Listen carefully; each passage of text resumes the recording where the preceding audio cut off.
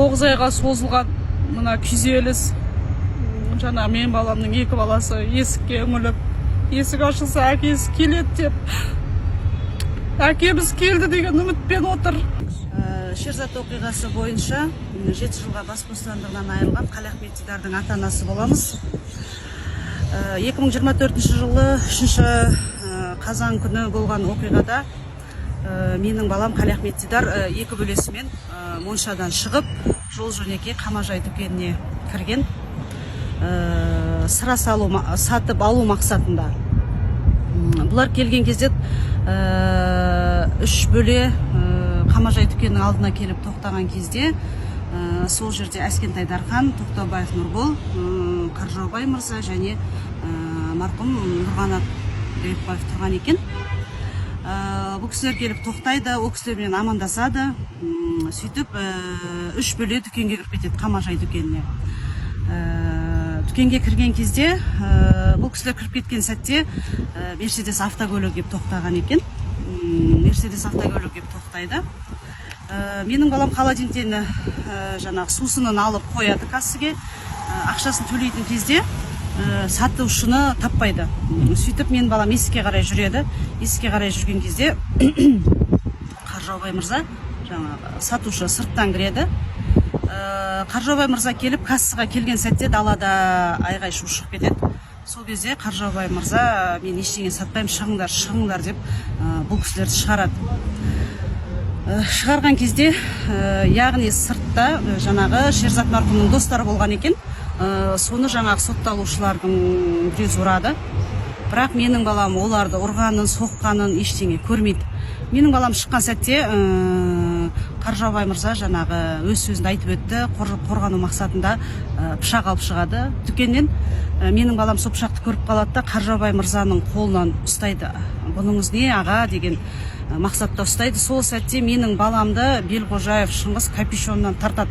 Себебі Белғожаев Шыңғыс ойлап қалады, оны Гайыпбаев Нұрғанаттың досы деп. Ол капюшоннан тартқан сәтте Тоқтабаев Азамат Белғожаев Шыңғысқа ескерту жасайды. Бұл бізге қатысы жоқ, бізбен келмеген, сатып алушы, дүкенге сатып алу мақсатында келген покупатель деген деп айтады. Менің баламның ұялы телефоны тексерілді, кіріс-шығыс қоңыраулар толығымен тексерілді, бірақ жаңағы соттаушылармен қандай да бір қарым-қатынаста болмағаны бәрі сотта дәлелденді. Тергеу барысында да дәлелденді, бейне материалдарда да дәлелденді. Менің балам жаңағы сотталушылармен ол жерге сөз байласып келмегендігі және ол кісілермен араласпайтындығы толығымен дәлелденді. Бұл жерде халықтың шулауымен жаңағы резонанс деп солай еш дәлелсіз үкім шығарылды. Менің балам жазықсыздан жазықсыз 7 жылға кетті, еш дәлел таппастан кетті.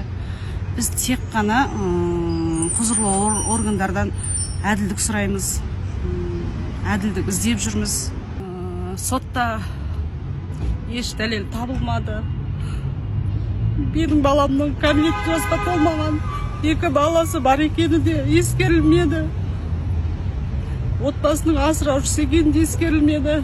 Десек те, менің баламның айыбы, ол өзі сотта айтып өтті. 103-ке хабарламағанын, 102-ке хабарламағанын. Десек те, ол жерде тек қана Қалиахмет Дидар ғана емес, 102 мен 103-ке хабарласпаған қанша куәгерлер бар. Шерзат марқұмның достары да көріп тұрды. Бәрінде үрей болды, қорқыныш болды деп ойлаймын.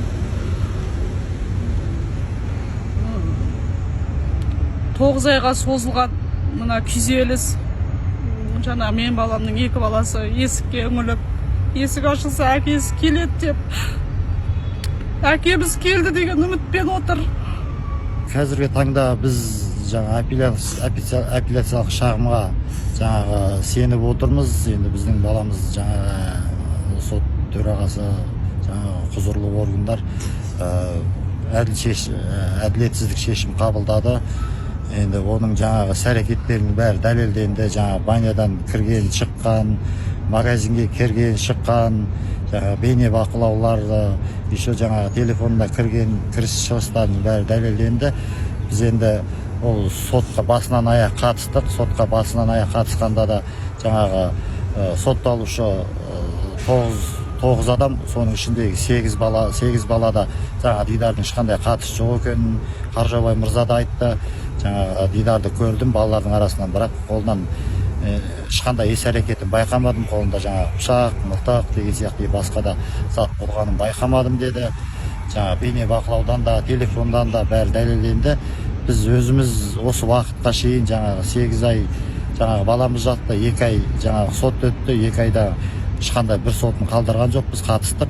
Біздің өзімізде жаңағы басынан аяқ үмітте болдық. Жаңағы баламыз жаңағы соңғы сот залынан қолынан жетектеп үйге алып кетеміз деген үмітте болғанбыз. Ол үмітіміз орындалмады.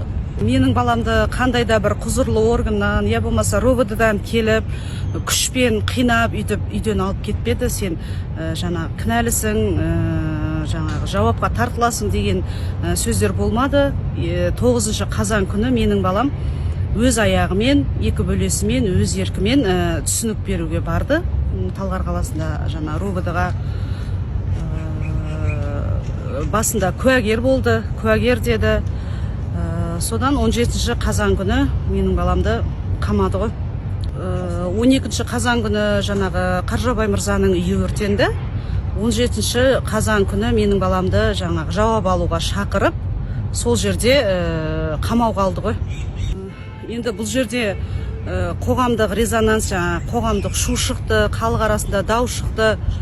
13 адам деді. Менің өзімнің ойым, сол 13 адамның санын толтыру мақсатында менің баламды қамады ма деп ойлаймын. Себебі менің балам өз аяғымен барды, куәгер болды.